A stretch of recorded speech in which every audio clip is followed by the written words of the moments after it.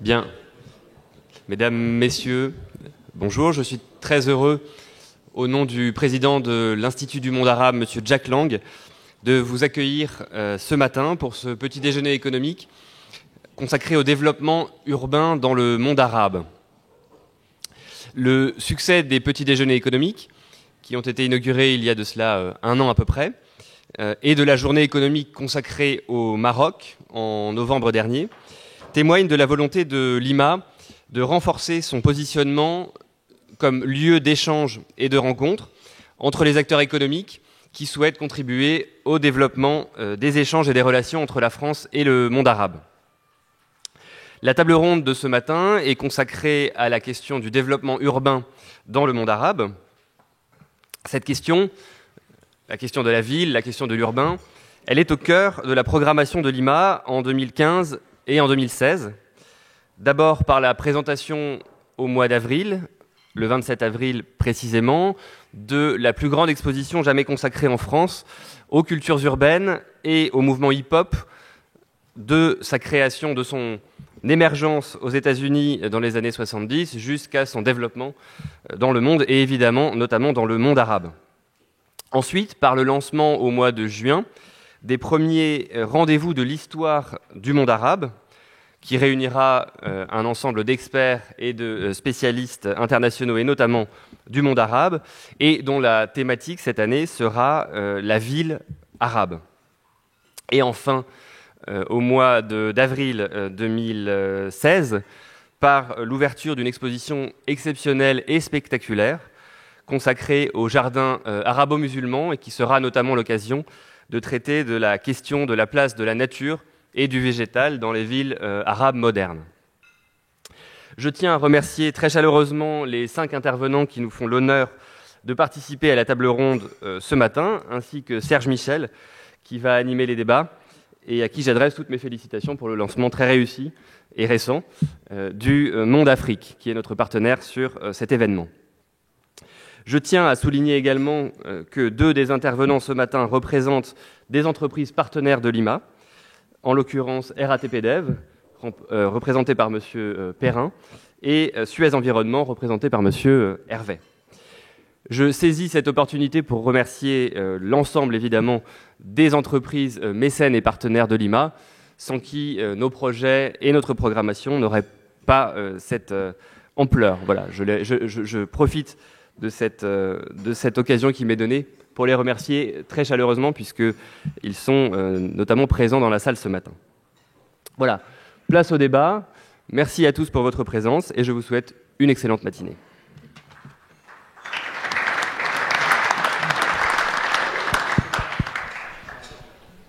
Bien, bonjour à tous et bienvenue dans ce merveilleux endroit où nous avons ce matin droit à une luminosité presque parfaite. Un petit peu de brouillard dans le fond de Paris, mais ça c'est plutôt magnifique. J'ai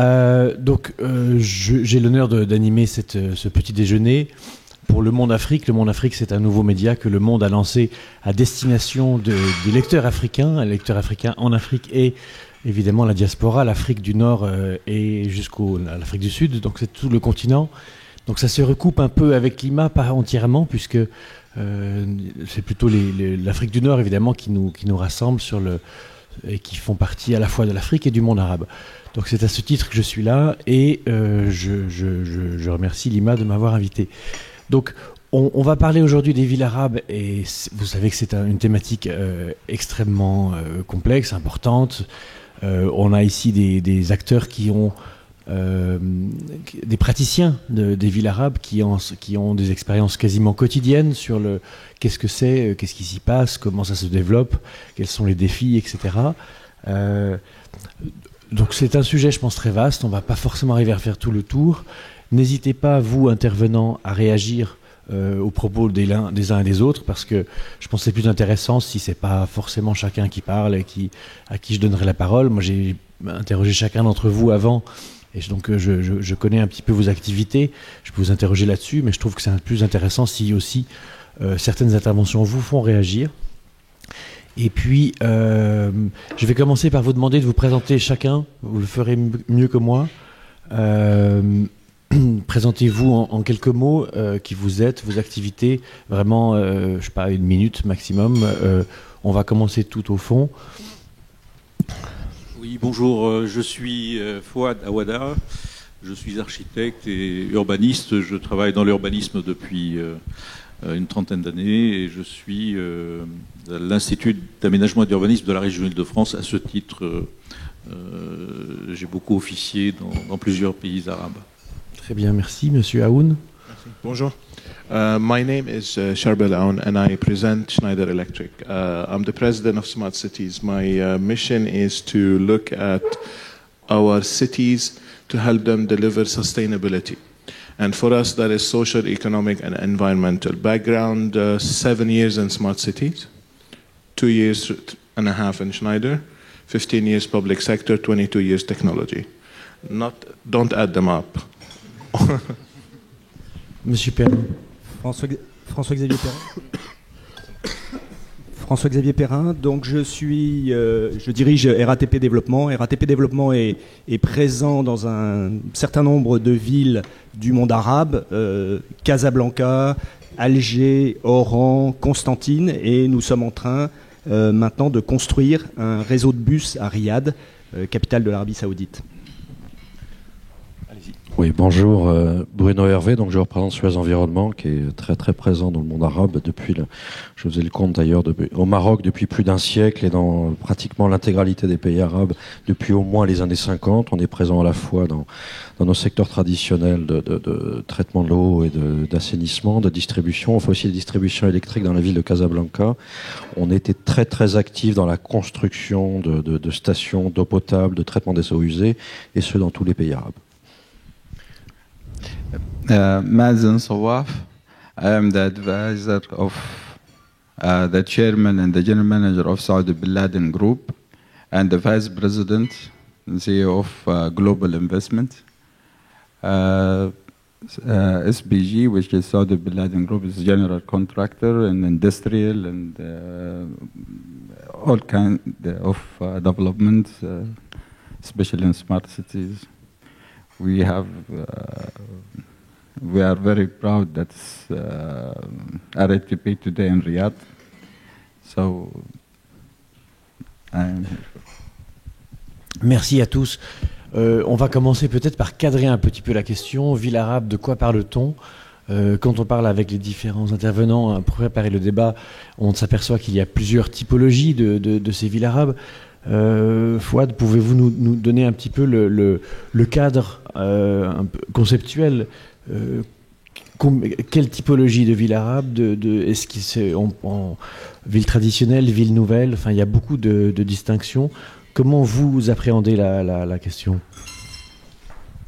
Oui, s'il faut donner un cadre un peu général, d'abord pour être simple, le monde arabe, c'est 330 millions d'habitants, c'est 5 fois la France, avec un PIB qui est celui de la France, c'est-à-dire 2000 milliards d'euros, avec 5 fois plus de population. Et cette richesse, elle est pour moitié dans 4 ou 5 États, les pays du Golfe, enfin les 4 Émirats pétroliers, enfin, le Koweït, le Bahreïn, les Émirats et le Qatar, plus l'Arabie Saoudite, ça fait à peu près la moitié du PIB, mais très peu d'habitants, hein, donc une trentaine de millions, et le reste, 300 millions qui partagent l'autre partie. C'est important de le savoir dès le départ. Une urbanisation, c'est-à-dire des gens qui vivent dans les villes de l'ordre de 57%, presque 60%, qui est un pourcentage, vous savez, c'est en proportion de la richesse nationale. Donc, pour atteindre des taux très élevés, il faut aller dans les pays développés. Avec des taux très bas, on est dans des pays pauvres. Et c'est donc, ça correspond bien à cette moitié de richesse. Alors, cette urbanisation, c'est-à-dire les villes, eh bien, elles s'étendent pour l'essentiel le long des littoraux, Afrique du Nord et Atlantique. Elles s'étendent le long de la Méditerranée, de la mer Rouge, de l'océan Indien, du Golfe Persique, et autour des deux systèmes fluviaux, le Nil et puis l'Euphrate. le Tigre et l'Euphrate. Donc, il y a à peu près une quinzaine de villes arabes qui comptent plus que 1 million d'habitants. Bon, il y a une énorme métropole qui s'appelle Le Caire, plus de 12 millions d'habitants, c'est-à-dire l'équivalent de la population de l'Île-de-France. Mais ailleurs, ce sont plutôt des villes qui varient entre 1 million et 4-5 millions. Là, on peut parler vraiment de métropole. Alors, ce qui est propre, ce qui est un peu divers, c'est que certains pays se résument à une ville. Voilà, c'est notamment le cas d'un certain nombre de monarchies du Golfe. Dans d'autres pays, il y a une macrocéphalie, c'est-à-dire la ville capitale concentre à elle seule presque la moitié, voire davantage de la population. L'agglomération urbaine de Beyrouth, c'est à peu près 60% de la population qui vit au Liban. Et puis, certains pays sont encore très peu urbanisés, ou alors les villes ne sont pas très importantes, comme au Yémen. Et maintenant, quand on entre dans des villes, je dirais qu'elles présentent des similitudes qui sont une stratification historique. C'est-à-dire qu'il y a toujours des traces de présence antiques qui sont reprises sous des médinas. Puis autour de ces médinas, on va voir les quartiers coloniaux. Autour des quartiers coloniaux, on va voir des quartiers de l'indépendance. De la période des indépendances, et l'urbanisme contemporain essaye de se mettre autour. Et puis elles sont marquées aussi, pour la plupart d'entre elles, par une configuration qui a été pensée par une ingénierie qui aujourd'hui date un peu, c'est-à-dire qui est plutôt dans l'esprit des années 70, 80, c'est-à-dire des générations d'urbanistes qui ont travaillé ou d'ingénieurs qui ont piloté avec des voies rapides qui traversent un certain nombre de villes qui sont parfois un peu violentes. Voilà, je ne peux pas en dire davantage, c'est des généralités, mais... On va rentrer dans les détails aussi, déjà tout de suite, peut-être avec vous, Monsieur Hervé. En préparant, il y avait une petite discussion sur les chiffres. Vous êtes très actif à Casa et à Casablanca, et sur les chiffres de croissance de cette ville, pour montrer à quel point on parle là aujourd'hui, ce matin, d'un sujet dynamique. Vous dites, nous connectons, nous, Suez, 300 000 nouveaux. Alors, est-ce que c'est des citoyens ou est-ce que c'est des utilisateurs par an? Évidemment, ça ne correspond pas aux chiffres officiels de la croissance de Casa, qui est plutôt aux alentours de 50 000 nouveaux habitants dans la ville, mais il s'agit de la transformation qui apparaissent dans vos fichiers de gens qui étaient déjà là et qui se connectent. Alors, racontez-nous, c'est quoi d'être actif dans une ville qui grandit chaque année, alors en termes de personnes connectées à des réseaux que vous offrez, de 300 000 par an, ça fait 1 million tous les 3 ans, ça fait... c'est quoi comment vous appréhendez ça au Maroc? Alors, ce sont des citoyens. Hein. Ce sont des citoyens, ce sont des habitants. Alors, effectivement, en fait, on est, via notre société l'IDEC, on est les concessionnaires pour la distribution d'électricité, d'eau et d'assainissement pour toute la ville de la grande agglomération. C'est peut-être là aussi que réside une partie de la différence entre la statistique et la réalité. Donc la grande agglomération de Casablanca, ce qui fait environ un petit peu moins de 5 millions d'habitants. Notre enjeu à nous, en tant que prestataire de service, en tant que délégataire du service, c'est d'absorber au fil de l'eau, et le plus rapidement possible, toute une population qui arrive sans discontinuer, principalement provenant de l'exode rural, dans la région, puisque les grandes villes comme Tanger et Casablanca, qui est l'exemple qu'on est en train de développer, sont celles qui attirent quand même beaucoup tout cet exode rural. Une grande partie de la croissance démographique du Maroc se fait dans les villes. Hein. Donc de toute façon, la question de l'urbanisme et de l'incorporation au service est posée. Alors effectivement, ça soulève toute une série d'enjeux, et on en parlait tout à l'heure quand on en discutait entre nous. Bon, évidemment, il y a la dimension technique, économique et financière qui est associée à faire croître un service. Bon, ça, je vous dirais que c'est 50% du sujet. L'autre 50% du sujet, c'est que vous êtes face à une population qui n'est pas forcément totalement cadré, en tout cas pour rentrer dans le cadre du service public classique. Donc il y a tout un travail amont extrêmement important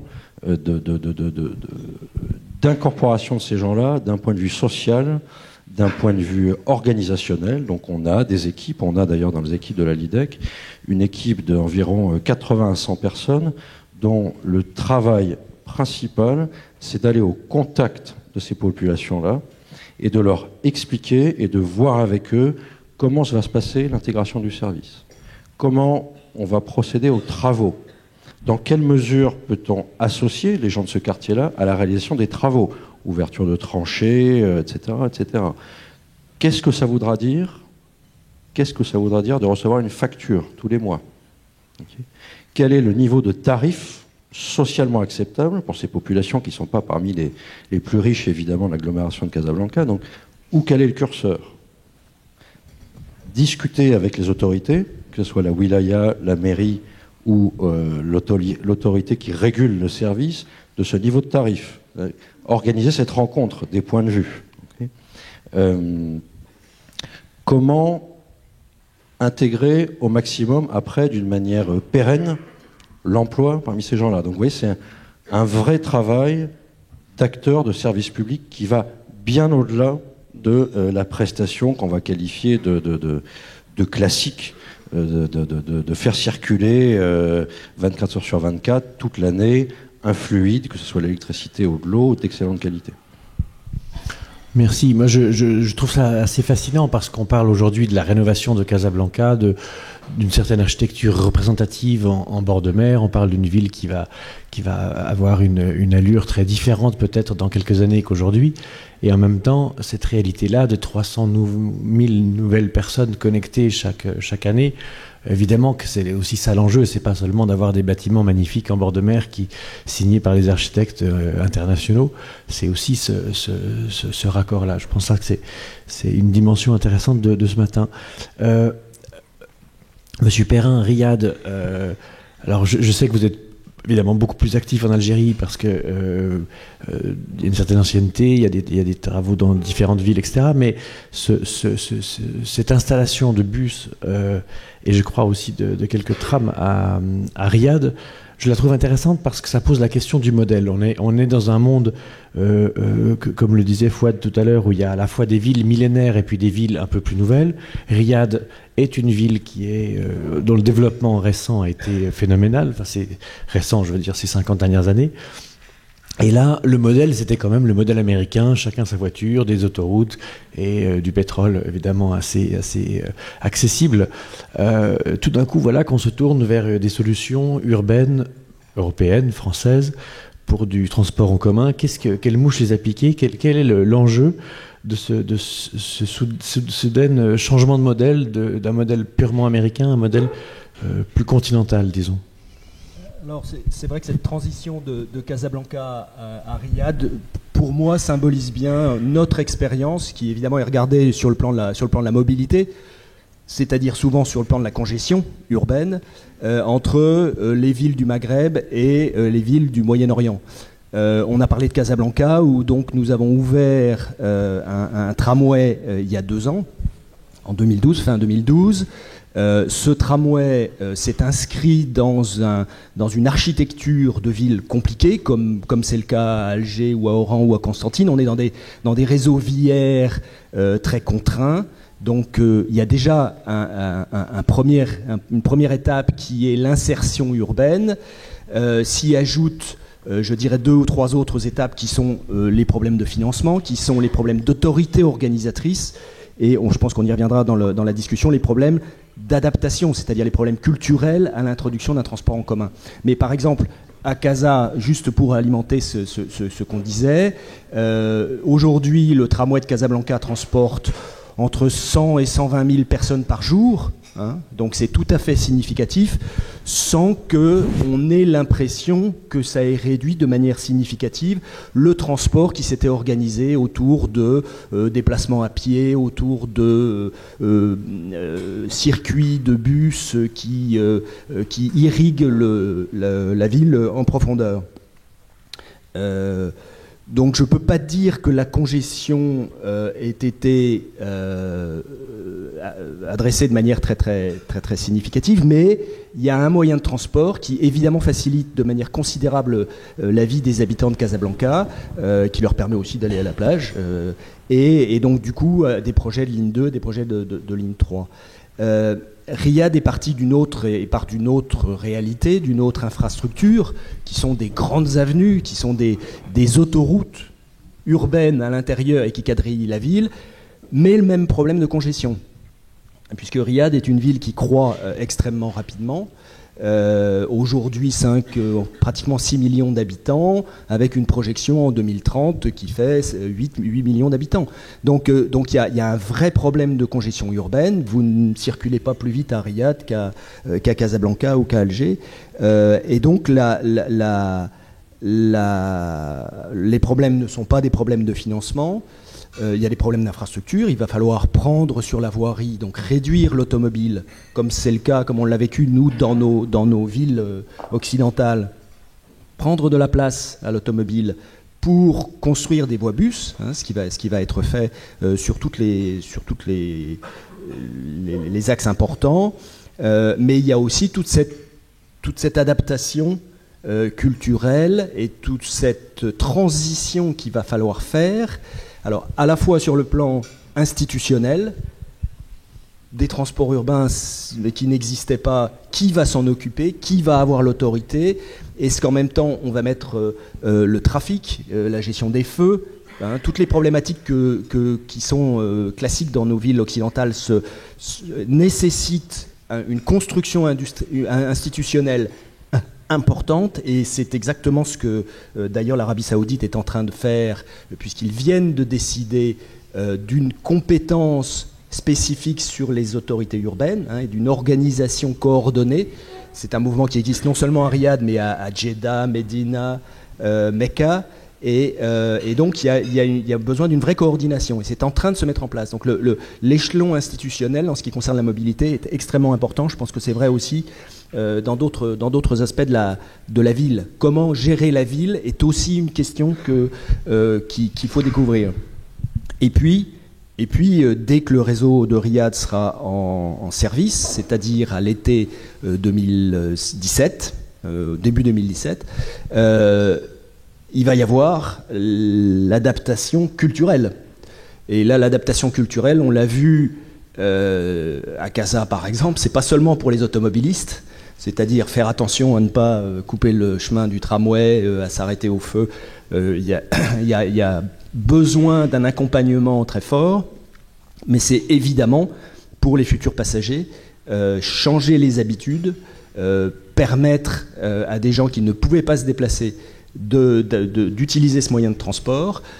Les ambitions, et vous savez que Riyad, en plus des bus, construit 6 lignes de métro, hein, qui seront, donc il y a Alstom a notamment obtenu 3 lignes de métro sur les 6, 6 lignes de métro qui vont donc modifier radicalement l'appréhension à la mobilité et forcément changer la face de la ville. Et ça, c'est extrêmement original, et c'est extrêmement intéressant de voir comment Riyad va s'adapter à cette nouvelle donne.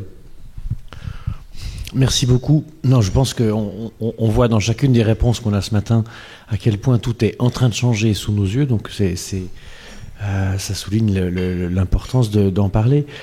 Charbel Aoun, je vais m'adresser à lui en anglais parce que c'est plus facile, et puis vous aurez la traduction. For you, all these connections, I mean, water, electricity, or underground or bus line, this is very basic stuff.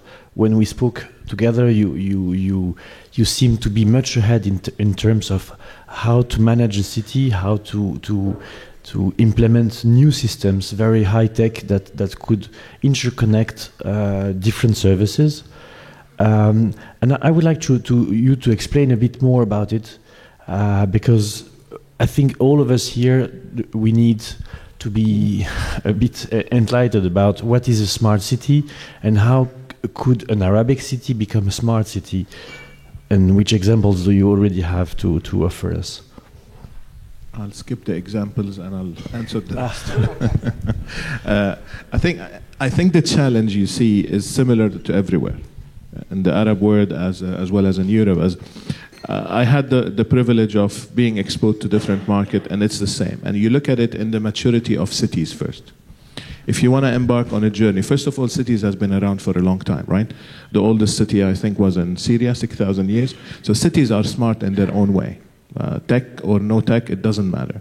They're doing what they need to do. The question now is, today we're represented with the information age. We can do much more with the technology. The department, and I think Bruno talked about it as a lot of examples, and the RATP, in the segment or in the transportation, in the water, in the energy, they're smart in their own way. The value comes when you start looking at integration across, when you start delivering value from common infrastructure. If you want to do this, you have to assess the maturity of the city by itself, from a government and department, and I think upskilling is one of the main challenges globally and specifically in the Arab world. Infrastructure readiness, you have different kind of infrastructure. You have some cities in the Arab world are very advanced, very ready. Others, they have lack of infrastructure, which is the foundation of doing anything. And some in the middle, they have some infrastructure that is suffering under enormous urbanization and pressure. 60% of the population living in one city in Beirut. They cannot cope. So they're not made to cope with this fast urbanization. So when you look at the maturity of the cities, you cannot do this if you don't have leadership. One voice has to be the lonely voice in the prairie who's going to scream, who's going to pull everyone to work together. In the absence of leadership, forget about it. Don't even try. Because private sector will not do this battle. I don't see myself or Schneider or any other private sector trying to go and convert the city and convince them to be smart. It has to come from within, which means it's a change management journey. It's about the people, which is cities are about people. They're not about fancy buildings and fancy infrastructure. They're at the end of the day about the environment we live in and all the graffiti and the garbage we need to collect and the water we need to supply. If people do not demand this change, it's not going to happen. Then comes the second challenge, the financing. And again, we have a mix, not only in the Arab world, but everywhere. You have some cities, some environment, they have some capex, some investment to put, but most of the others, they don't. It's okay. Because today, what we've seen, a lot of companies are able to find new financing model, new business model, and I think we have on the panel a couple of experts in the field. There are ways around it. If there is a will, there is a way to finance it. Because at the end of the day, if you deliver saving, you finance it through the saving. And there are a lot of instruments, and I'm sure my colleagues here will talk about. The third challenge that you will find in the Arab world is basically you have more mobiles, you have mobiles with everyone, you don't have infrastructure everywhere. Right? So that's an interesting, it's the same, what is the #1 app in the world that is sold today on the phone? Does anyone know? Flashlight. Why? Because that's the source of electricity, of light. They don't have bulbs, but they have phone to flashlight. In India, this was the #1, and out of this, they came a new business model. On the streets, you can go put your phone and charge. Because they don't have charging station at home, power plug. Okay, that's inconceivable for us because we live in a place where we have 50 power plug at home. But if you look at the need, technology somehow, by the user, was adapted to fulfill a need. And same way in the Arab world, we have to categorize the cities into different maturity grouping, as we do in Europe, as we do in the US, as we do everywhere. You cannot go to cities that lack basic infrastructure and offer integration. It doesn't make sense. They're far beyond this. What we can offer is what Bruno and RATP were talking about. Let's help them fix the transportation. Let's help them fix their water, efficient water, garbage collection, electricity. So in Schneider Electric, this is what we do. We have 6 verticals and 1 horizontal, as we call. So we have energy. We've been dealing with cities in energy for over 40 years. We just help them fix the energy if this is their need. Mobility, transportation, tunnel management, water, irrigation, leak detection, and so on. We're a technology provider at the end of the day, right? And then you have public services, safety camera, etc. You have data center capability and etc. And then you have the integration. Now, integration, it's not something that we argue about the value in the industry or the cities even. But the question is, can you integrate the transportation with the energy department? Is there a value? But if there is a value, whatever it is, for example, if we look at Riyadh where we have the command and control center for the mobility transport, which is something we've done, and in Jeddah. So there is a value of integrating weather with the transportation system, with the cameras of safety security, and so on and so forth. So technology can do based on the readiness. Now, under the United Nations program, we did the same in Beirut. But after a year and a half, when the United Nations funding finished, the system stopped. What I'm trying to say, the possibility of doing things in the Arab world is there. The question is, how do you make it sustainable? And what do you put that the local community, based on the maturity of the organization and the population, readiness, will be sustainable, will survive. So I would say it's not very different from the rest of the world.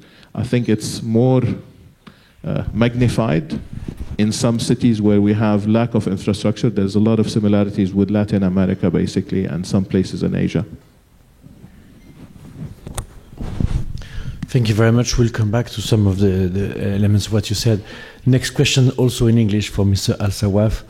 You, and it's strange to ask this question in English because it's about France and French competences, but from your point of view of an investor, of a contractor, how do you see French capacity to provide solutions for the area that you know well? I mean, Saudi Arabia, but beyond the Arab world. How do you assess the French know-how in terms of cities? First of all, I would like to clear things. Saudi Bin Laden Group, they are one of the largest construction company and industrial too. Global investment is the other hand of the group. From the experience of what you are asking for the last 3 years, I really read. It's the education, language, and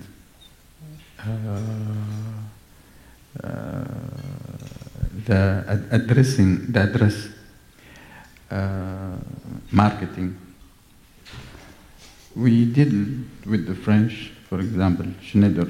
We have done a lot of work together with BIMCO, it's a sister company of our company in power. And we didn't see the French lately, before, but lately, yes, it's coming. For example, now RTP there, I'm really happy and proud that RTP, they have addressed themselves. They work hard. They invest, by the way, a lot to get this contract. And for example, Alstom, and the same.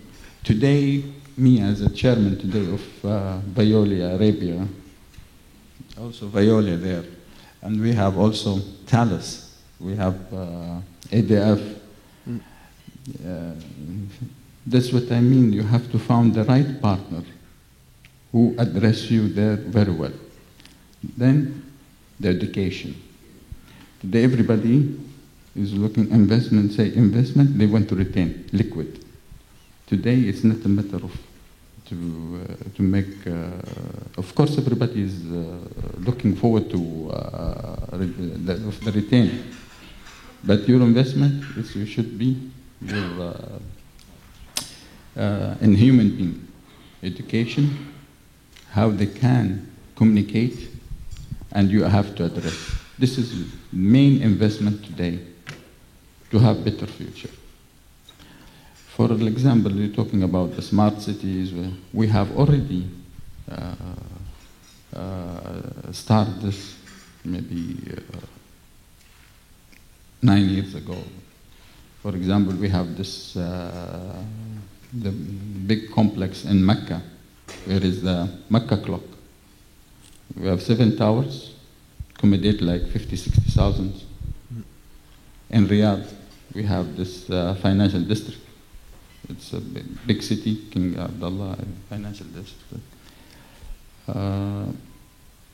We practice that, but honestly, I found, the Americans, they are going so far. They put themselves there, put them industry there. You have Johnson Control, you have IBM, they're also there. They are, they locate themselves, they give the education, they put the foundation and the language. This is as mainly, if you are really want to see the French there, we have to look at this example. The investment is not today. You have to address yourself. You have to make a foundation there. Messieurs, à vous de jouer. Alors, je rebondis sur ce que disait Charbel Aoun tout à l'heure, sur le leadership. Je pense qu'il y a une vraie question, et je crois qu'elle est sortie dans toutes les discussions que j'ai eues avec les intervenants, sur la question du leadership et sur la nécessité de ce leadership d'exister pour pouvoir gérer, agir dans les villes arabes. En même temps, on est dans un univers qui a connu en 2011 le fameux printemps arabe, c'est-à-dire une aspiration démocratique, une aspiration à un changement dans plusieurs pays, avec des résultats contrastés, bien sûr. On n'est pas dans le conte de fées. En même temps, voilà, donc ce besoin de leadership que tous avaient souligné pour pouvoir prendre des décisions, en même temps le besoin d'associer des populations à des degrés divers, citoyenneté ou codécision, ou voilà, un fonctionnement inclusif. Et je pense qu'on va consacrer quelques minutes à ce thème, leadership versus gouvernance inclusive, voire démocratie, et de le faire réverbérer sur chacun de vos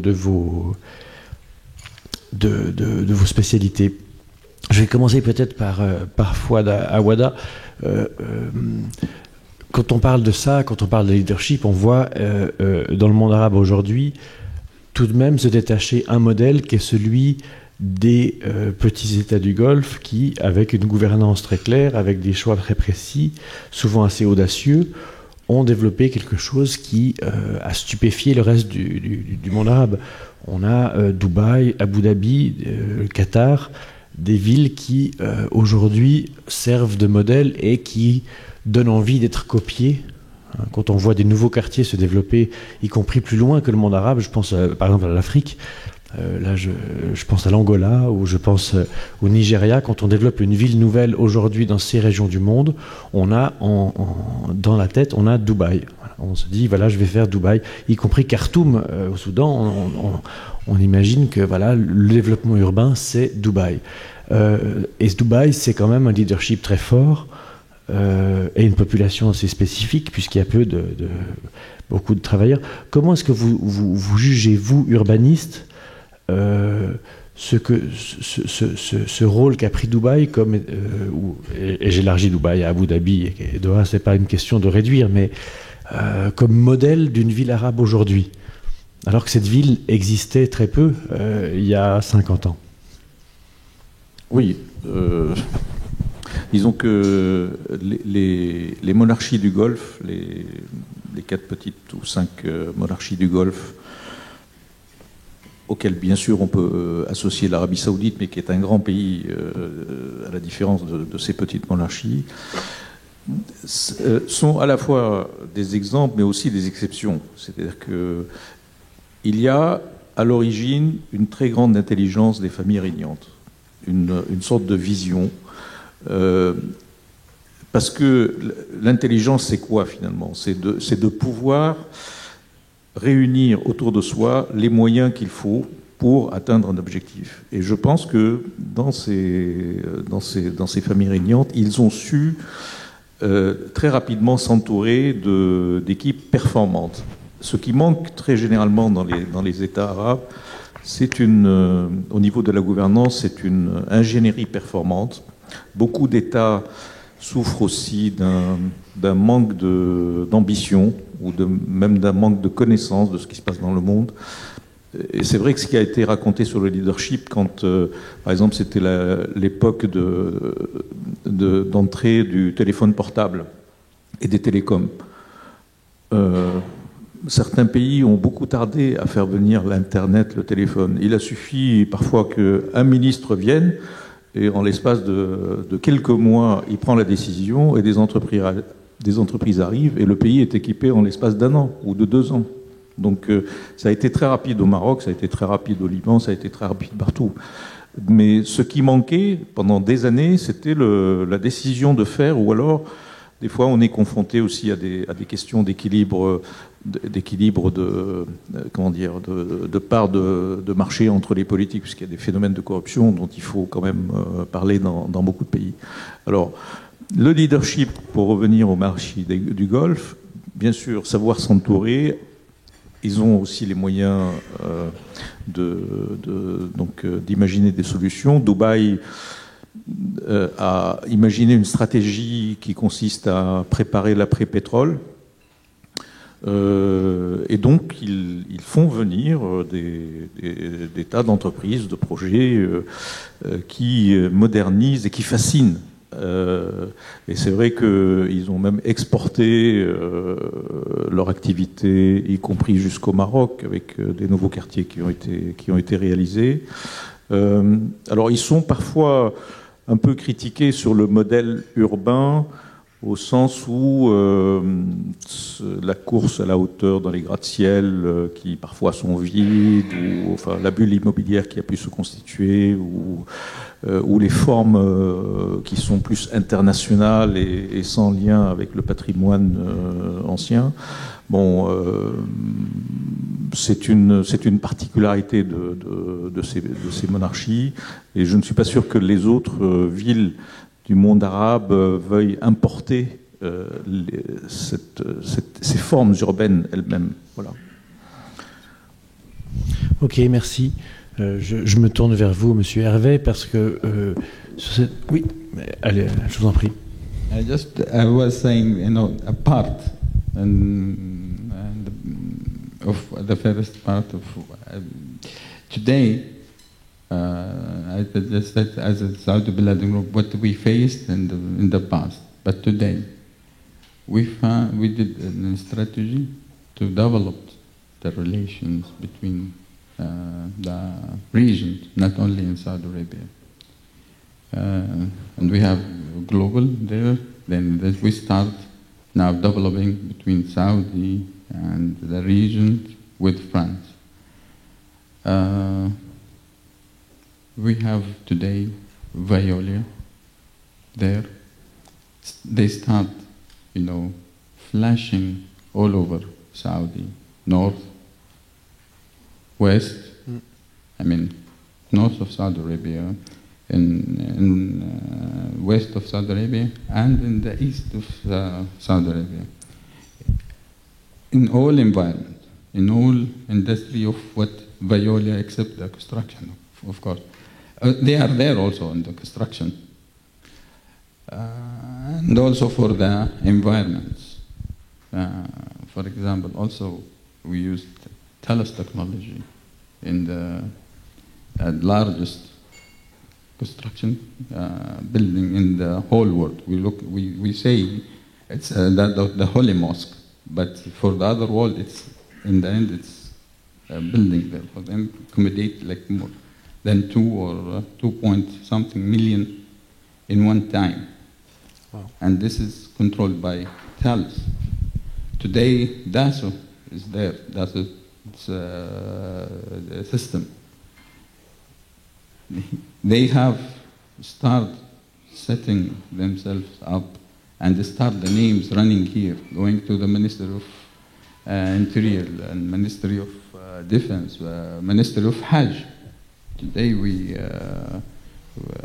have, I would like, if you don't mind, I will give the mic to Engineer Muhammad. He will give you just a clue about also the airport, Jeddah Airport, how we used, the facilities of.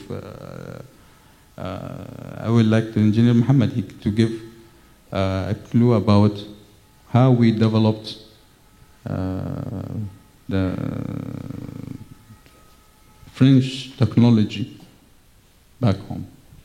Engineer Muhammad. Go ahead.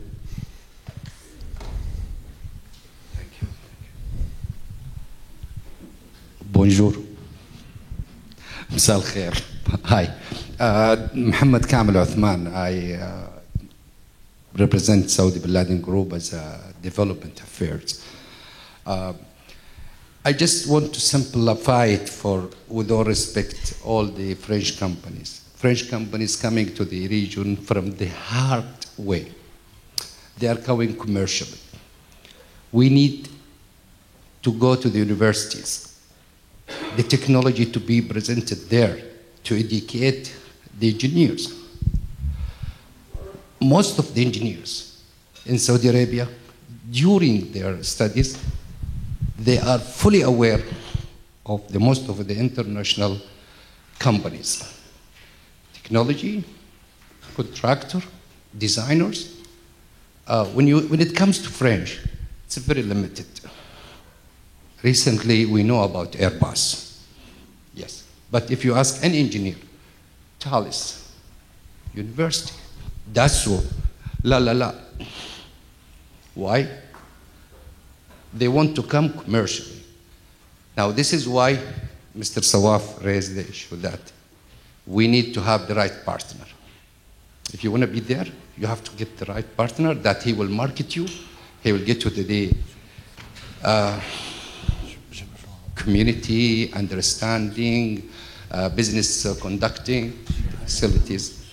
In Saudi nowadays, and in the region, we are at the level that exposed to the whole world because of this media and internet and commercial. It's very easy to access Brazil, India, Korea, Japan, Taiwan, wherever. Italy, yes, Italy. But French people, please take my advice. You have to be present in the universities. Come, visit them. Explore your technology. Get an exhibit within certain university. We have around 23 universities. Most of them having engineering at all levels. Yani. I know as I studied architect, Beaux-Arts. Fine, just Beaux-Arts. But when it comes to the market, yes, nowadays you have the media, you have the lack of communication and parler français. It's very difficult. But you have to get to the English language through the universities, then you will be there. Now, Saudi Bin Laden Group, they are having an institute for all technicians to be trained to the market for the information system, for the surveillance, for anything, introducing all the technology opportunities for all French companies. We have the RFID, we have the smart card, we are using the surveillance cameras all around our project, Minister of Interior, at the new airport in King Abdulaziz International in Jeddah. Myself, I am directly involved with Airport de Paris, ADBI as an engineering or ADBM as a management. We are operating a full operate Hajj terminal in Jeddah. From that, I'm telling my experience now. So you are most welcome to take my advice. And we are very supportive to the French company with the Saudi Bin Laden Group and all affiliated companies. And most of, I hope, of you know about this. So, thank you. Merci pour ces conseils. Et Thank you. je reviens peut-être à la discussion qu'on avait sur la gouvernance et sur le leadership. Monsieur Hervé, vous êtes vous-même à Casablanca, par exemple, dans ce contexte de croissance que vous avez décrit. Vous êtes peut-être les premiers à adresser ces nouveaux citoyens, ces nouveaux gens connectés, habitants.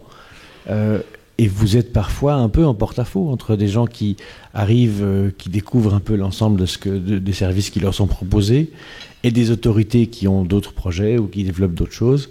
Comment vous vivez cette situation d'intermédiaire entre des aspirations très fortes de populations qui arrivent ou qui sont là mais qui se connectent, et des autorités qui n'ont pas cette consultation peut-être dans leurs habitudes les plus fréquentes? Juste une chose à préciser, je pense que enfin, il n'y a aucun malentendu sur le sujet.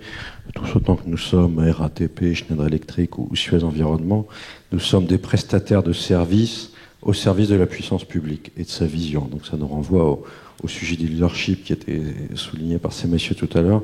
Je pense qu'il n'y a aucune ambiguïté sur ce point-là. Notre rôle, notre mission, notre fonction, c'est d'accompagner le mouvement et de le rendre possible. Et ça fait partie du cœur business. Hein. Ça revient un petit peu à ce qu'on disait tout à l'heure. Et c'est là qu'on trouve la réponse à votre question. Je voudrais revenir aussi sur quelque chose qui était mentionné tout à l'heure, c'était de dire, c'était votre question, Dubaï est-il le phare du monde arabe, est-il la seule lumière? Et c'est là qu'on peut se poser la question, d'un point de vue strictement urbain, est-ce que le monde arabe, ça se décline au singulier ou au pluriel?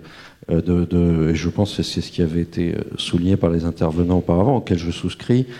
On aurait plutôt tendance, d'expérience, à décliner ça au pluriel. Et même si on fait deux grands univers avec le raccourci réducteur hein, que ça implique, c'est juste pour illustrer les tendances et les idées, vous avez tout un ensemble que je situerais plutôt au Maghreb, où la priorité doit être donnée, et est donnée d'ailleurs par la puissance publique, à une intégration spatiale et sociale.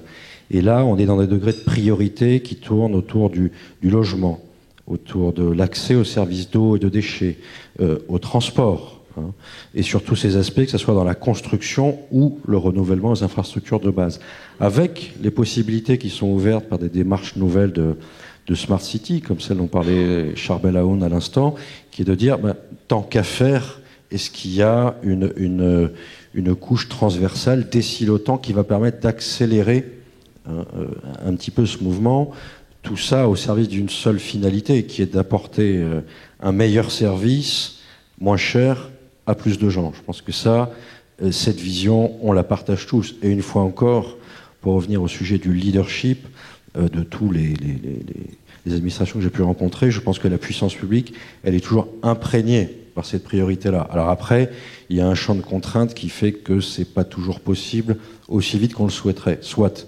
Mais l'important, c'est aussi d'enclencher le mouvement et d'être dans cette dynamique-là. Dans un deuxième univers, vous avez les États du Golfe. Alors on en a beaucoup parlé, ça revient un petit peu à la question de Dubaï comme exemple unique, ou alors comme référence dans ce qu'on veut faire ou dans ce qu'on ne veut pas faire. Là, l'enjeu sera pas forcément le même. L'enjeu, c'est quel rapport raisonné peut-on avoir à la ressource. Okay. Là, vous êtes dans des univers où la consommation d'eau par habitant est 4 fois ce qu'elle peut être en Europe.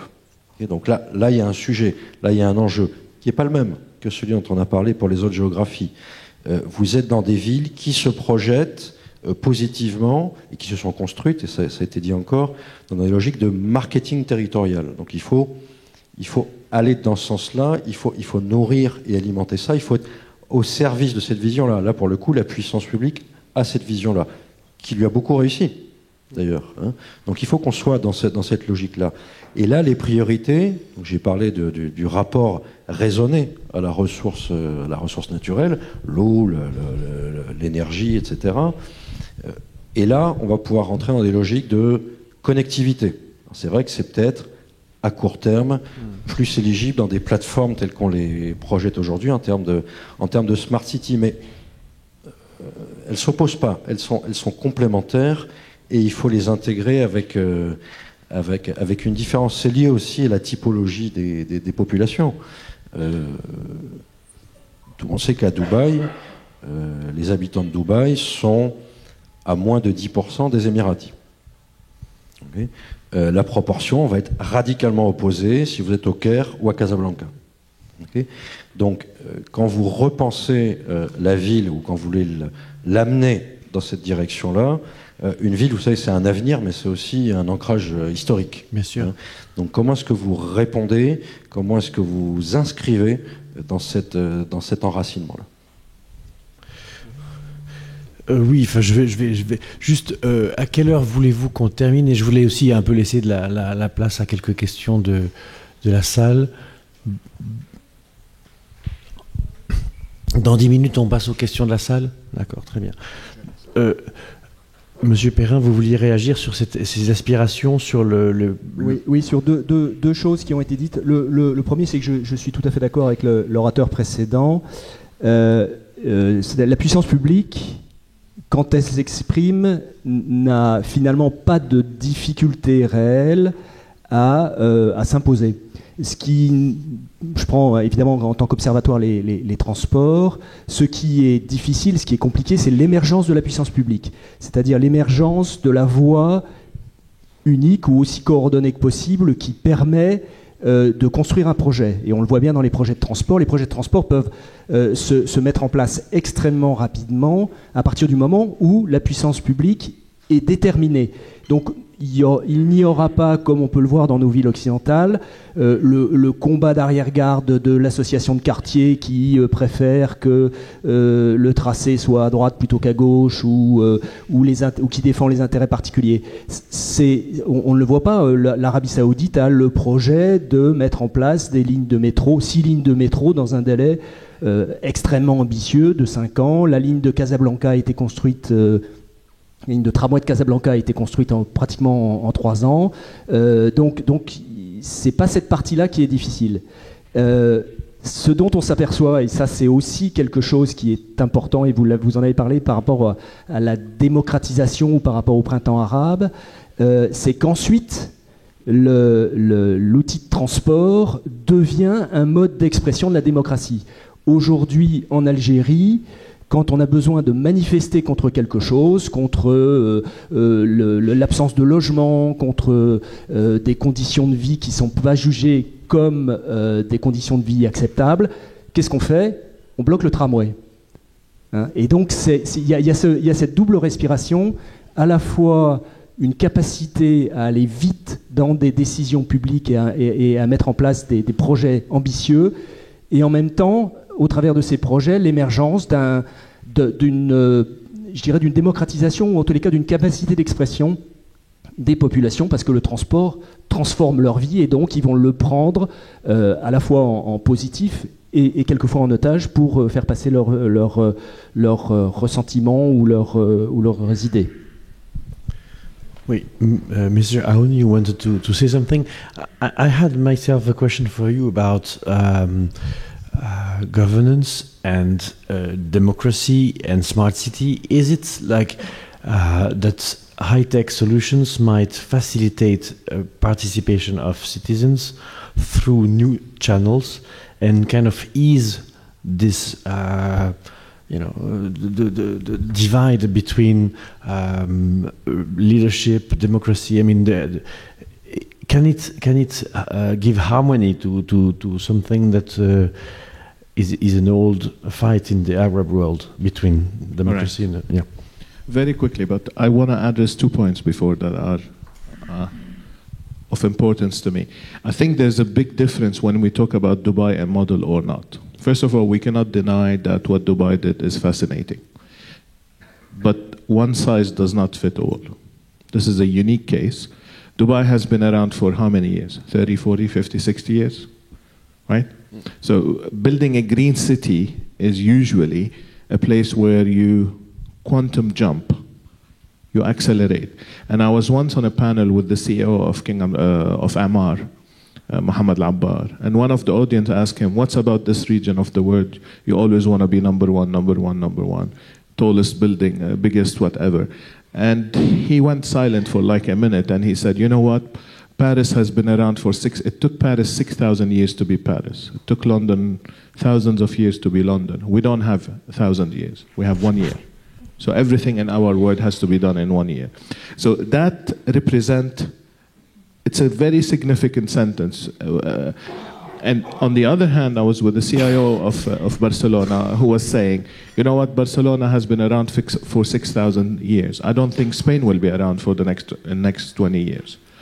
You see, when you look, so keep that in mind. Second one is, you read in the newspaper, the smartest, the greenest, the number one, who's deciding? Who's comparing? What's the metrics? All this is marketing. It's great marketing. They're great cities. I have nothing against them. I work with all of them, and they are in their own way fantastic. But in the absence of an international standards and a way to compare apple to apple, this remains ink on a paper. It has no value. And they're not going to be happy about it when they read what I'm saying. The third one I want to talk about is, coming to your point, governance and the voice for the people. Today, we have a lot of cities, and I can name few of them, where they're looking at creating what they call data aggregator. Imagine a system where all agencies in the government are putting their data in. You heard about open data. Today, open data in cities is a great concept that cannot be used. Why? Because most of the cities are compliant to the open data, except this open data coming in format that is not usable for me or a young entrepreneur or a university student, because they come in formats that are costly to convert into usable data. So some of the cities are moving into experimenting under the concept of, if we put the data in readily available, that would accelerate talent creation, that would create startup, that would create a different kind of governance where the voice of the people is part of shaping up government agenda. Guess what? It's true. So they put data aggregators. Cities has to invest in this. So they need to make a step one if they believe in it. How many cities believe in that? Today's statistics, no more than 4%. How many cities are there in the world? 60,000 cities. All right? So we have a long journey to go, but it's happening. You put the aggregator, and I'll give you an example in Barcelona. We said, okay, give me a set of data from Energy and from the Open Data Agency in Barcelona. We had, in 3 weeks, 90 applicants, group of people, and we had 7 applications that won the award. We did this with Microsoft, and they are now actual application in Barcelona. Such as what? One application is you as a citizen traveling using public amenities, bus, library, whatever. You can live crowdsourcing, say, cold, heated, overheated, whatever. So the people know that the bus is freezing or the bus is overheated or the public library is this. You tell me, why do we care? Apparently, someone cares. The community cares. Another application was social care. So I have an old mom, not me, but imagine. She lives in Barcelona and I live in New Jersey, and she has nobody else to take care of her. I subscribe on this community, and the neighbors will just simply put feed saying, I saw Mrs. X, she was smiling, she was buying tomato, she was doing what, so her son in New Jersey is happy. All these ideas are coming. Another one is a game you play with in your home. You put how many plug you have, how many lamp, and what can you do to save money. It's real. Another one is you put the metrics of your roof, and I can go on, and it tells you how much you will generate saving if you put PV, renewable energy. Suddenly, the city, why is that important? So, cities do spend money reactively, based on them saying, you know what, we have a problem here, we need to do it. If you do comparison between people satisfaction and actual project spend, you will see there's a gap. That's not what they want. This way, you know what they want. So that's one point. The second point, everything we do in our life is on a smartphone. You're all, well, I'm watching you, you're all somehow at one point touching your smartphone, checking your emails, doing your banking, buying Amazon, whatnot. We live our life everywhere using technology except interacting with the city. They don't use technology, not all of them, to be fair. So this is a gap between the new population. Now, it's okay for my generation, probably, but it's not okay for the next generation. There will be a big disconnect with the city if we keep speaking two different languages. And the third point to me is very important. Democracy in the smart city, and that's a statement that I'm going to regret saying it, is a barrier. Because if the city has a vision, whatever that vision, to achieve, they cannot do it except in piecemeal approach by putting it to tender, to procurement, subject to objection, to it. Whatever that could take, for example, in Dubai a year to do, will take 6 years here to do. I'll give you an example. The Prince of Dubai announced last year, by 2017, he wants to have the happiest city in the world, the smartest city by 2020. Whether we agree or not, that's not the point. Whether it's the smartest or not. Guess what? It's happening.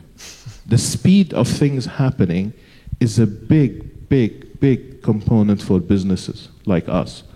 You see a lot of companies moving to Dubai now to getting engaged with this because things are, we can see it, we can touch it, we can feel it. On the other hand, without naming any other European city, when I engage with them, it's a 36 months journey of talk and convincing and buy-in. And guess what? There is a re-election. Let's start again with the new mayor and your new group. That's a problem. We cannot deny this. Now, we respect that, but we have to figure out, when I said leadership, I was talking about this.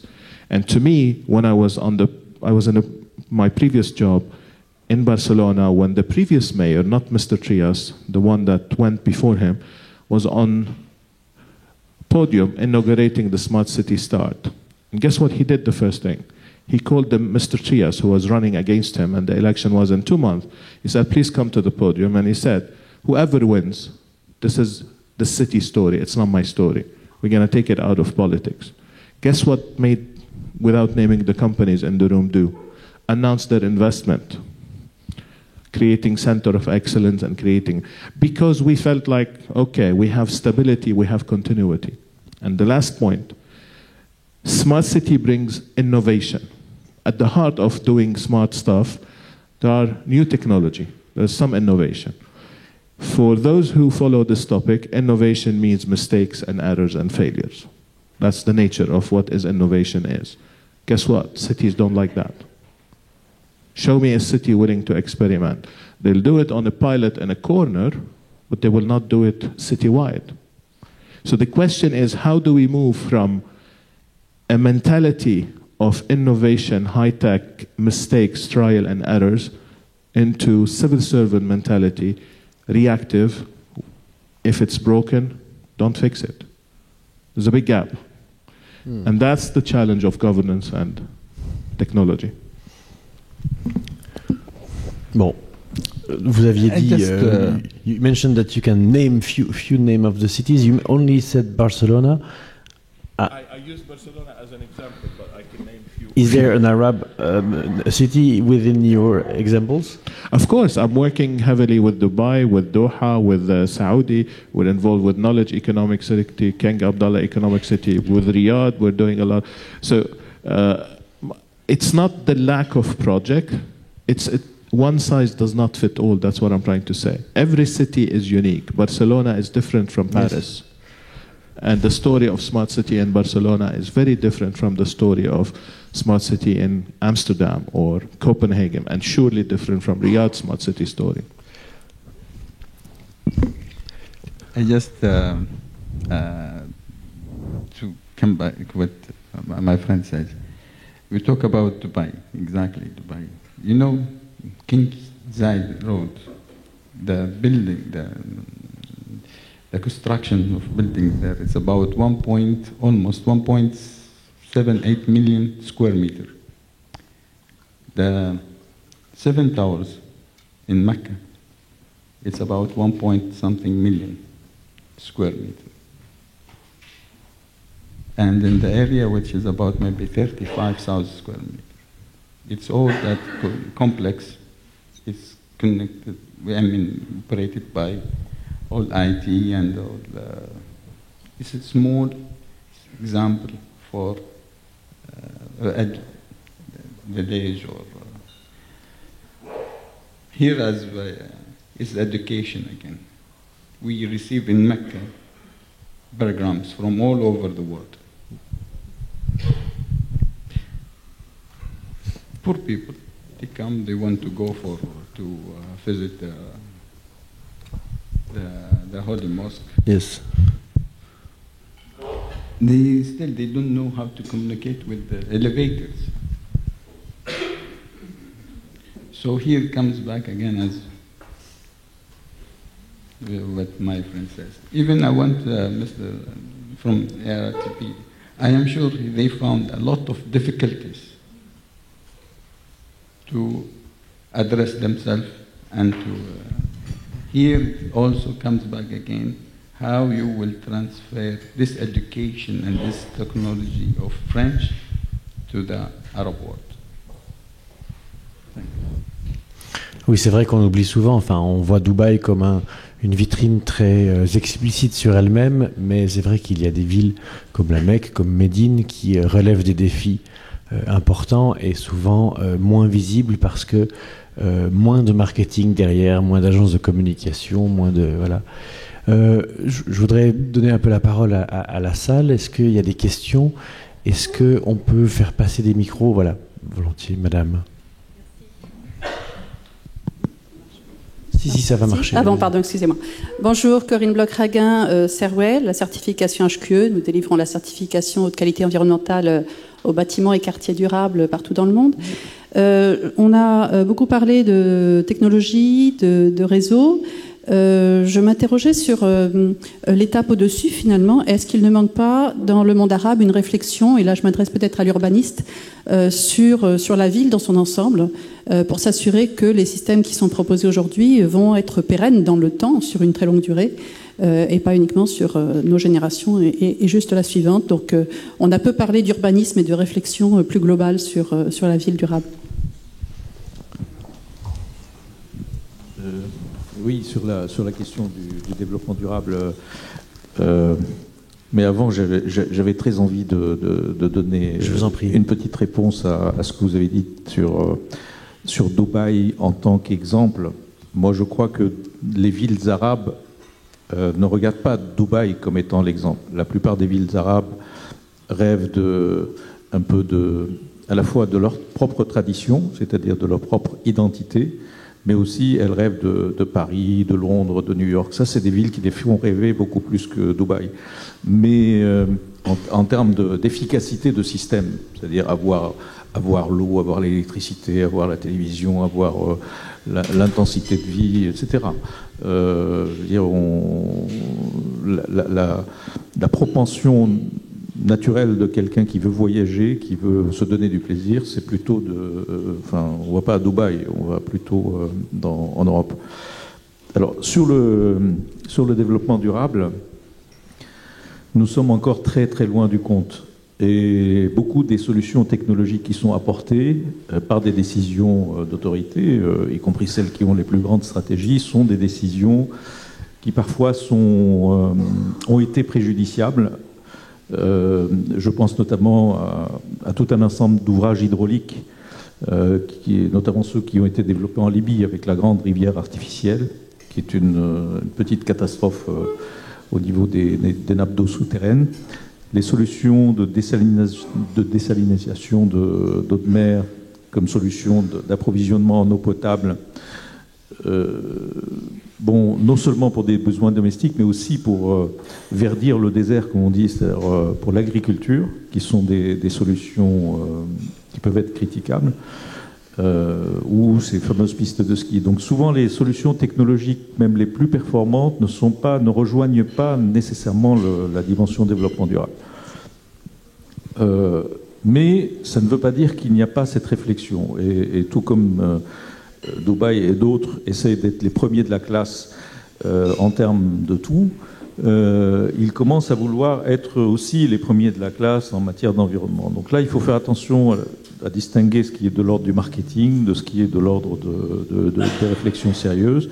Mais il y a beaucoup de recherches dans le monde arabe sur l'habitat adapté au milieu aride, sur des solutions très technologiques de récupération d'eau et de vapeur d'eau, sur les transports publics, qui est une absolue nouveauté, parce que dans la culture de la plupart des pays arabes, on ne pense même pas de transport public. Ça, les gouvernants pensent que ça, c'est un truc de pauvres et d'immigrés et qu'ils ont qu'à se débrouiller. On nie même des fois la possibilité qu'un citoyen monte dans un transport public.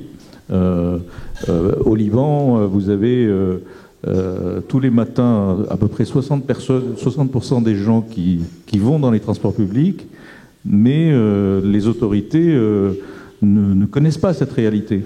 Parce que ce sont des minibus, des choses, les gens se débrouillent, voilà, parce qu'ils n'ont pas de voiture. Alors que dans la culture, c'est moi, ma voiture.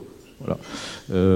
Alors dans certaines monarchies du Golfe, c'est clair que quand il fait très chaud, il vaut mieux aller d'un immeuble à air conditionné vers un autre immeuble à air conditionné en passant par la voiture qui est à air conditionné. Donc c'est parfois pénible de prendre les transports publics. Donc il y a des avancées, mais elles ne sont pas encore à la hauteur de l'enjeu. Voilà. D'autres questions? Oui, madame. On vous apporte un micro. Bonjour, Rassiba, oui, journaliste. Je veux avoir votre avis des spécialistes, parce qu'on a entendu parler du projet de construire une nouvelle ville à côté du Caire. Voilà, parce que le Caire ne supporte plus ses habitants. Alors, une ville nouvelle au Caire, qui connaît le sujet? Est-ce que cette ville nouvelle vous a approché pour des services? Oui.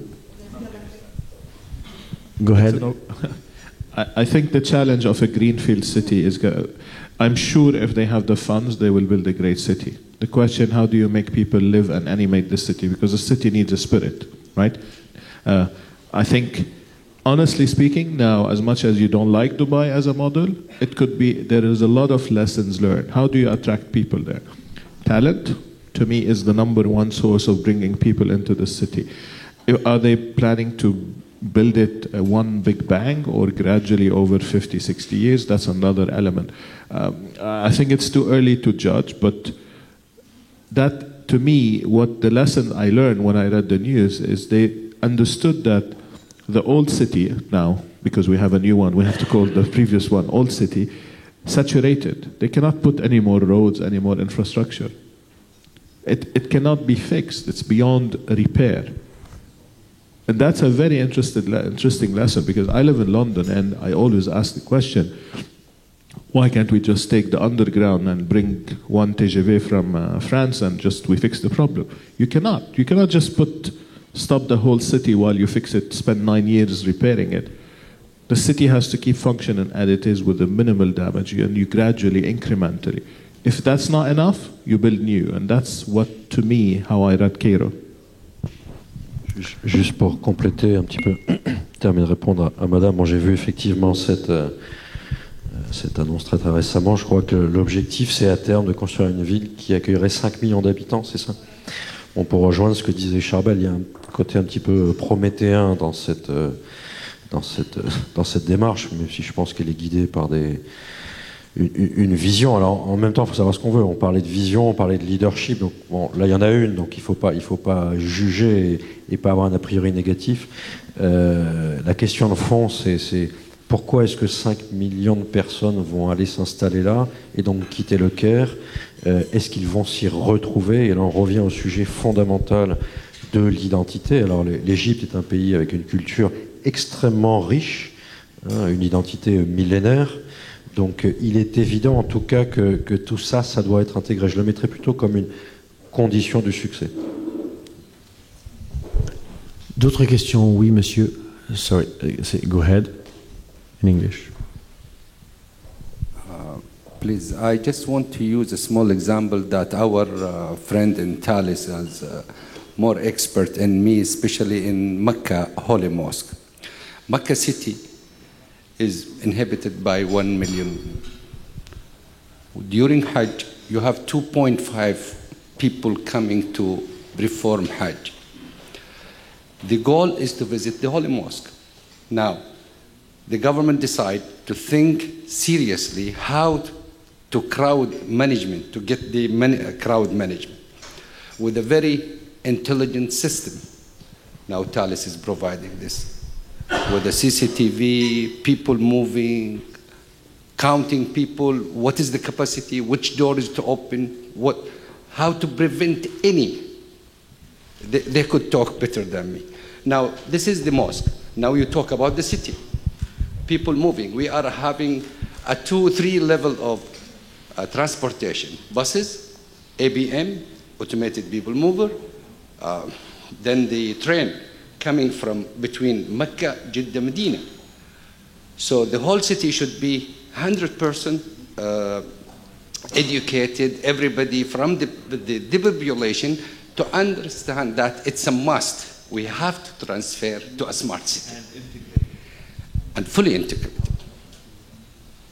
So this is a very, very challenging, good example, and your French people talk better than me. I don't know if they are aware of the CCTV and the system and the controlling of the 500,000 prayer at the same time. Wow. Preventing any, or recognizing any incident it might happen or could affect. Please, thank you. Give an idea about Hajj.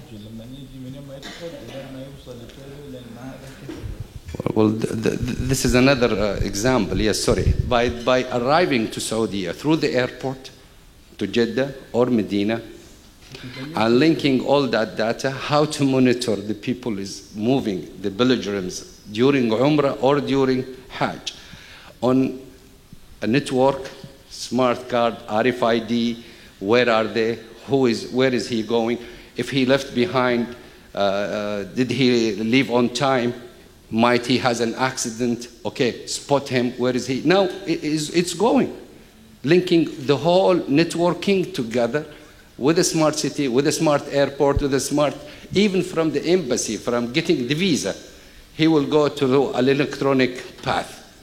That the time issuing the visa, he will be monitored till the time come and go back, performing all his activity between Jeddah, Medina, and Mecca, 3 different cities. Thank you. Oui, une question. Oui, madame. Merci. Delphine Baldé, architecte urbaniste. J'ai une question à vous poser. On parle de développement urbain. On s'aperçoit qu'on ne met jamais assez d'acteurs autour de la table. C'est-à-dire qu'effectivement, on a besoin de compétences très diverses et le pluridisciplinisme est absolument nécessaire. Moi, j'interviens sur une ville nouvelle au Maroc et je voudrais avoir votre vision sur la question de stratégie économique. C'est-à-dire que dans le développement de ces villes nouvelles, on se focalise sur la question du logement, mais finalement, la question de l'emploi et la question de la position assez exceptionnelle des pays du monde arabe, notamment dans leur relation de hub avec l'Afrique, avec le monde méditerranéen. Et donc, comment imaginer pour ce développement urbain quelque chose qui devienne très positif en termes d'emploi? Qui veut répondre? Je pense que c'est une question très intéressante, oui. Oui, enfin, c'est une question absolument essentielle parce qu'on sait tous que la mobilité s'organise majoritairement autour du déplacement domicile-travail. On le voit bien en région parisienne, mais dans n'importe quelle ville, c'est vrai que ce sont des données absolument essentielles. Donc la localisation des emplois est aussi essentielle que la politique de logement. Et vous avez raison, c'est pas toujours intégré. C'est dans la vision de la ville, il faut absolument que les axes structurants de transport permettent aux gens d'aller travailler efficacement et de rentrer chez eux efficacement. C'est une donnée absolument essentielle, je suis d'accord. C'est comme ça, là où nous l'avons vécu, c'est comme ça que les axes structurants ont été créés. C'est-à-dire irriguer et permettre un déplacement. Alors c'est vrai que la structure de l'emploi est moins concentré que dans les villes occidentales. En général, il est beaucoup plus réparti parce qu'il y a beaucoup plus de petites entreprises ou d'emplois disséminés. Donc du coup, ça rend les localisations et les flux plus difficiles à saisir. Mais on a maintenant, vous parliez tout à l'heure d'open data et vous parliez du téléphone mobile, on a maintenant des moyens de saisir et d'identifier des flux grâce au téléphone mobile, et du coup d'avoir des réflexions plus en amont, en tous les cas en tout ce qui concerne la partie mobilité. Oui, et sachant que pour l'instant, le modèle finalement qui est proposé en termes d'emploi, c'est souvent une zone d'activité. Récemment, Rifkin, l'économiste Jérémy Rifkin, a parlé de finalement l'Afrique comme vrai territoire pour faire la troisième révolution industrielle.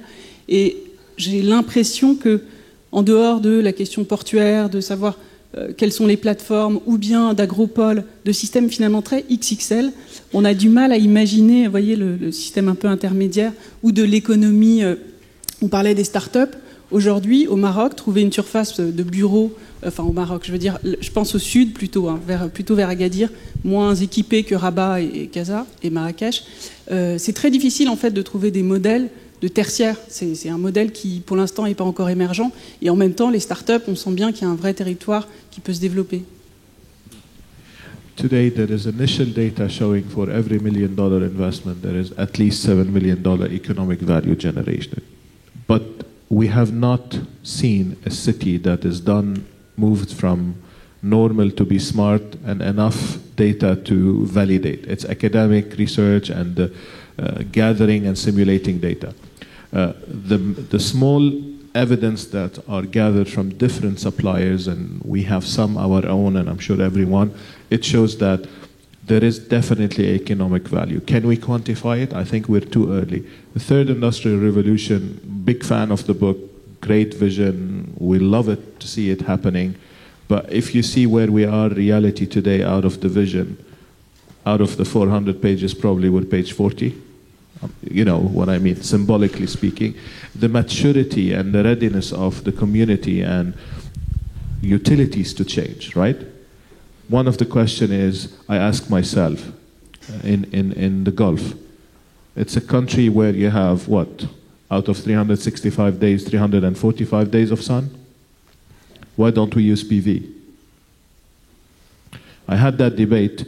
I was talking about that on a panel in Dubai, and there was a gentleman from Saudi. He said, because today we have legislation and utilities stopping us. The same story in Europe, the same story, not equally the same, but similar challenges. Every new revolution or evolution or new technology will start by resistance. But it's a matter of how fast it will happen. It's not a matter of if it will happen, it's how fast. It's happening. And of those who cannot see it, they will wake up for a big surprise. Because today, cars are becoming the next generation of power utility company. There's no more energy that's going to come from the utility distribution. Not now, in 20, 30, 40, 50, I don't know. But it's evident that EV cars will become the mobile utility company. What's going to happen? I have no idea. But this is where the economic value is going to come from. And also, so ahead. And just to give you an idea, in Kaza, next to Kaza, there is a city called Baskura, where now we are constructing a new city, village, we call Victoria Village, where is like also smart village. We are developing there. Also, our partner, Bouygues, they are also doing the same thing in Kaza.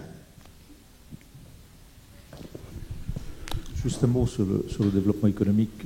Moi, je pense qu'il faut garder à l'esprit que en fonction du niveau de développement du pays, on va avoir des entreprises qui sont dans des degrés de concentration plus ou moins importants. Il y a beaucoup dans les pays de niveau Maroc, beaucoup d'entreprises individuelles et de toutes petites entreprises. Donc la possibilité d'avoir des concentrations tertiaires est réservée aux métropoles économiques.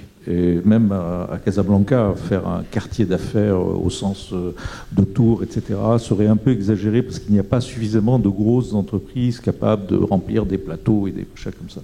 Donc, en fonction de l'endroit où vous allez vous trouver à Agadir, ça va être plus un tertiaire résidentiel, et donc, effectivement, c'est une activité économique de type zone, mais zone d'activité qui peut exiger une ingénierie.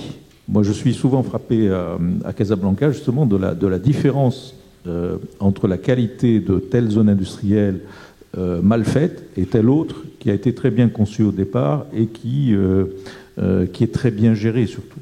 Voilà. Est-ce qu'il y a d'autres questions? Oui, monsieur. Oui, bonjour.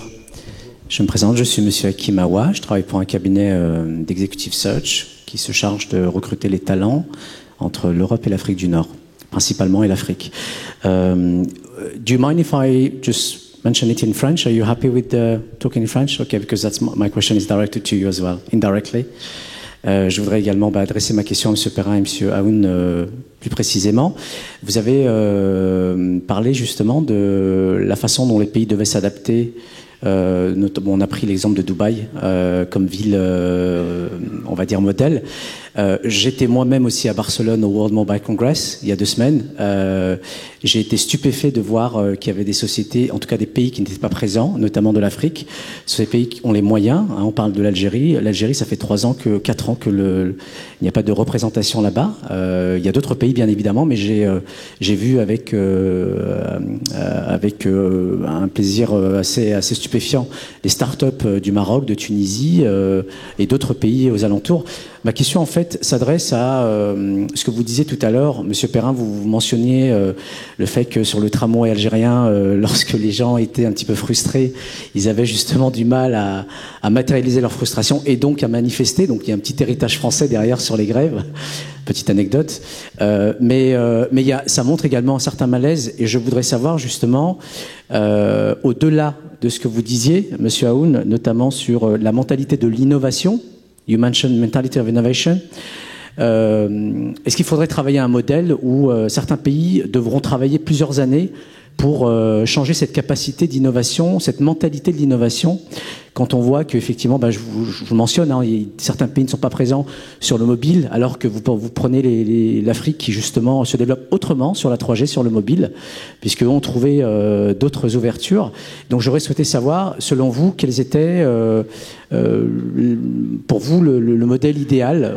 Pourrait-on imaginer un modèle économique idéal pour un pays arabe, une ville arabe, non pas comparément à Dubaï, mais par rapport à ce que l'on a pu échanger et par rapport à ces difficultés que vous avez tout à fait précisées. Merci. Alors, je sais pas si ça répond directement à votre question, mais vous avez dit quelque chose qui m'a un peu choqué. Vous avez dit il faut que les pays s'adaptent. Je crois qu'il faut d'abord que nous nous adaptions à la réalité économique, institutionnelle et culturelle du pays. Vous ne faites pas du transport dans un pays arabe comme vous faites du transport à Paris. Par exemple, en Algérie, nous mettons en place, au moment du Ramadan, c'est un exemple très très concret, mais au moment du Ramadan, nous nous sommes aperçus que les déplacements n'étaient pas les mêmes que dans une journée normale, et que donc il y avait un pic après l'iftar, et que donc il fallait assurer un transport de 10h, 11h jusqu'à minuit, et donc on a étendu on a modifié la grille de transport et de fréquence pour faire face à ça. Donc je pense que tous dans nos activités, il faut partir du principe que on doit répondre à des attentes de la population, même quelquefois quand elle s'exprime par des frustrations, mais on doit répondre à des attentes de la population. Donc la première chose et la première attitude, c'est évidemment celle de s'adapter.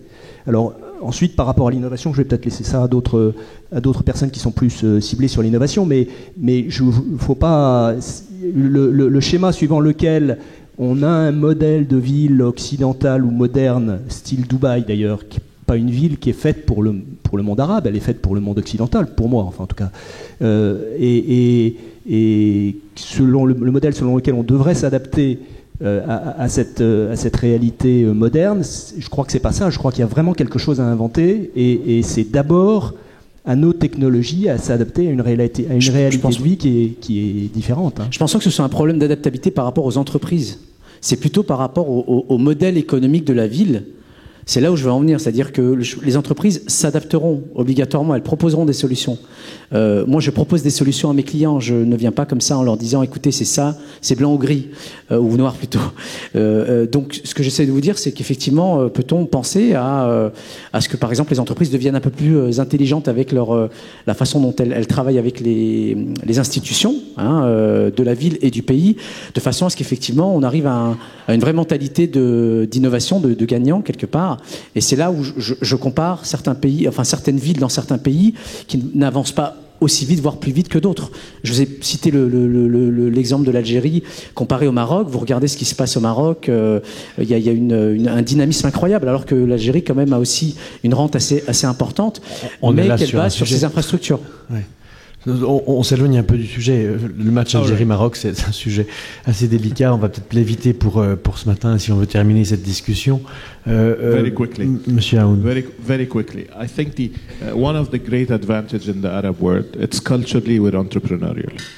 This is a reality. And I think this is one of the main reasons we have high unemployment, because we all want to be our own boss.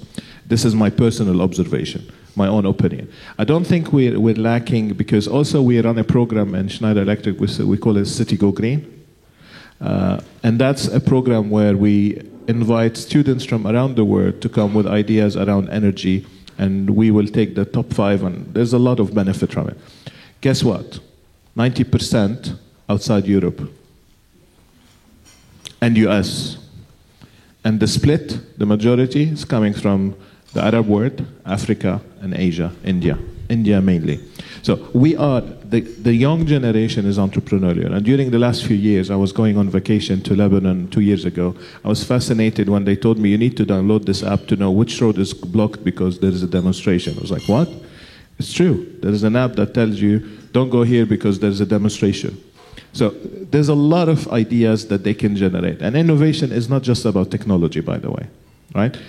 The issue we have is we have a sickness in the public sector. It's a disease we have to cure, if you want. Because this young talent will only flourish when you give them the infrastructure and the tool to and there are models to look at, cities and nations that are very successful in that. And we may not like it, but one of the greatest model in encouraging innovation is Israel. If you study the model of how they do it, and if you study Silicon Valley, this is what the UK is copying now. They're creating a shortage. So government, cities has to step in and create the environment, the common infrastructure for those innovators to come and then create economic value. That's what is lacking. Ok, d'autres questions? Non, c'est bon, on va s'arrêter là. Je ne vais pas me risquer à faire une synthèse de ces discussions parce qu'elles sont parties dans beaucoup de directions différentes. Ce que je retiens juste, c'est la nécessité d'une âme des villes arabes. Je pense que ça a été peu abordé ici, mais l'âme des Médinas, l'âme des villes arabes, c'est quand même un des éléments essentiels et qui s'oppose à cette tentation que l'on voit partout, en Égypte, au Maroc, dans le Golfe, etc., des villes nouvelles, réinventer quelque chose sur de l'herbe verte, comme disent les anglo-saxons, pour un nouveau modèle. Et je pense qu'il y a là un paradoxe assez étonnant entre des villes pleines d'âme, même Le Caire, qui a été qualifié, enfin qui est une ville magnifique, mais qui a été qualifiée ici ce matin de ville au-delà du réparable, enfin non réparable en fait, et de la ville nouvelle. Je pense qu'il y a une projection intéressante et voilà. Et puis je retiens aussi cette discussion sur Dubaï qui ne cesse de fasciner et d'énerver. Moi j'ai l'impression que Dubaï reste quand même très puissant. Je me balade en Afrique, alors évidemment subsaharienne, plutôt en Angola, Nigeria, etc. Et je ne rencontre que des gens qui sont fascinés par Dubaï, qui ont d'abord parce qu'ils ont un accès très simple à Dubaï, ils peuvent y aller sans visa. Vous savez peut-être que les Somaliens par exemple n'ont pas eu d'État pendant une trentaine d'années à cause de la guerre civile, pas eu de passeport, pas eu de carte d'identité émise par un État somalien. Le seul endroit au monde où ces gens sans papier pouvaient aller, c'était Dubaï, parce que Dubaï les scannait leur iris. Alors on est un peu dans le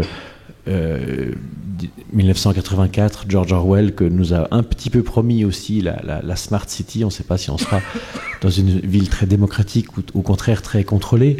Mais ces Somaliens pouvaient aller à Dubaï, se faire scanner l'iris, faire leurs affaires pendant 2 semaines, repartir. Ça a maintenu le pays en vie, la Somalie, en pleine guerre, parce que Dubaï était ouvert pour eux.